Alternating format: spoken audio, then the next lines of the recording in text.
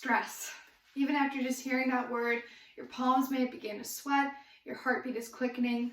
All of that is your body's response to a stressful situation, which in this case may have been caused by hearing the word stress. Stress is a common experience among all humans, and learning how to understand and cope with it is an important life skill to develop. This semester, I have spent my time studying the complicated topic of stress and learning how to manage it in my stress management course at Nicolet.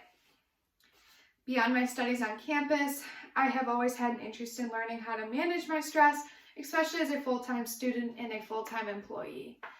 Through listening to podcasts, reading articles, and books, I have come to develop a strong understanding of the topic of stress. Today, I will be discussing the body's stress response, different types of coping responses, and how to implement these coping strategies in your own life in order to develop a more stress-free and healthy life. Let's begin by discussing the body's response to stress. The body goes through a very specific process in responding to a stressful situation. When the body enters a stressful situation, your fight or flight response is triggered almost instantaneously. The part of the brain called the hypothalamus is like your command center and signals your body to either fight or flee. The hypothalamus receives a distress signal from the amygdala, which is your emotional processing portion of the brain. After receiving the distress signal, the hypothalamus then sends epinephrine or adrenaline throughout the body, causing a psychological response. If the mind is in this stress-activated state for a long period of time, a person is said to be chronically stressed. A national survey distributed by the American Psychological Association revealed that many people report experiencing physical symptoms, 77%, and psychological symptoms, 73%, related to stress in the last month. Physical symptoms include, but are not limited to, headache, fatigue, upset stomach. Psychological symptoms include, but are not limited to, irritability, anger, nervousness, lack of energy. Chronic stress contributes to a wide variety of health problems beyond these symptoms that many people experience. Health problems include increased risk of heart attack or stroke, increased blood pressure, and weight gain. Now that we have discussed what happens to your body during a stressful situation, let's move on to how your mind and body attempt to cope with stress. The body makes particular efforts to cope with stress after a response is initiated. Psychologists Folkman and Lazarus split coping strategies into two categories: problem-focused coping and emotion-focused coping. Problem-focused coping is the process of dealing with the cause of your stress. An example of this would be to complete an essay that is due at midnight. You are very stressed about this essay that you won't finish it in time. So by working on the essay and finishing it, you are dealing with the problem of your stress, aka the essay. By completing it, you are eliminating your stress and therefore coping with it.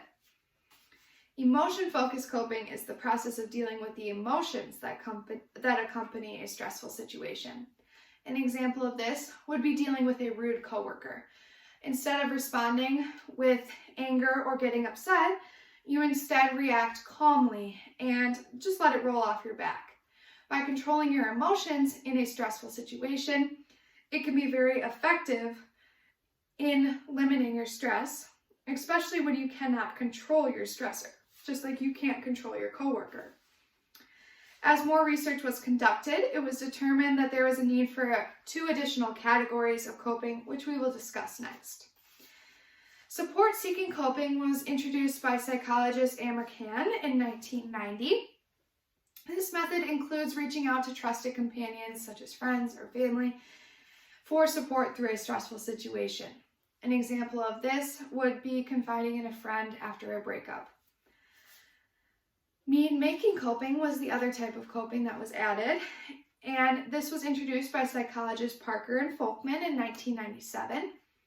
Methods use values, beliefs, and goals to cope with a stressful situation, in the mean-making coping strategy. An example of this would be acknowledging a tragedy such as 9/11 and acknowledging it as an event that brought the country together and unified it, aligning with the value of unity instead of viewing it as all the negative effects that came from that tragedy. Now that we have discussed the body's response to stress and the 4 major categories of coping strategies, we will now discuss specific ways you can cope with stress. There are many positive and specific ways you can cope with stress, as stated in the Understanding the Stress Response by Harvard Health. This article goes into many different types of coping strategies, and the first one including a method called relaxation response. This method includes deep breathing, focusing on a soothing word, visualization, prayer, and even yoga and Tai Chi. This method was developed through an experiment conducted by Dr. Herbert Benson, a professor of mind and body medicine at Harvard Medical School.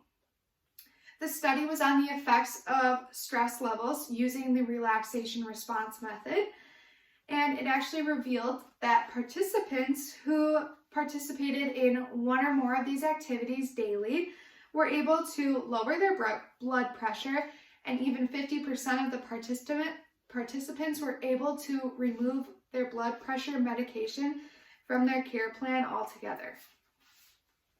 Another way to reduce stress is through physical activity. Physical activity significantly reduces muscle tension, allowing the body to relax. An example of this would be yoga, walking, or even stretching.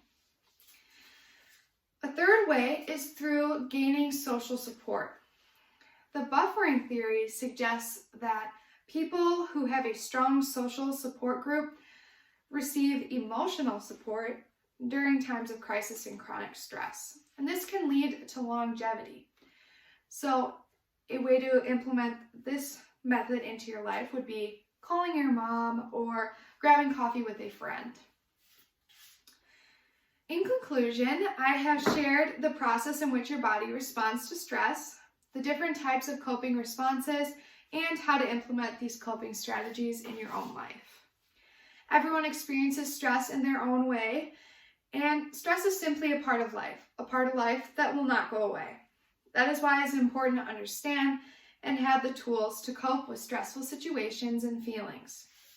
You deserve a healthy and happy life, and positively coping with your stress and understanding it can help you get there.